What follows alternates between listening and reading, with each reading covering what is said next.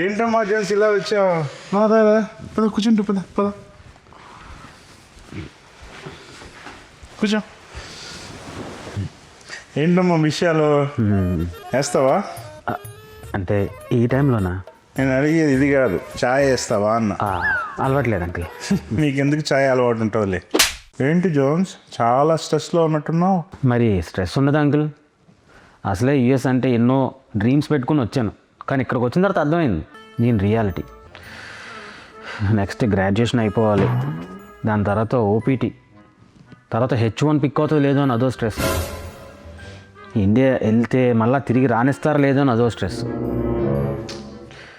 ఇలాగా ఆలోచించి బుర్రపాడైపోతుంది అంకుల్. మీ అడ్వైస్ కోసం వచ్చాను ఏం చేయాలని. అసలు ఈ ట్రంప్ మామ మనల్ని అందరిని ఎప్పుడు తరిమేస్తాడా అని భయం వేస్తుంది. అండ్ మైండ్లో నిజంగా ఇవన్నీ చాలా రన్ అవుతున్నాయి అంకుల్.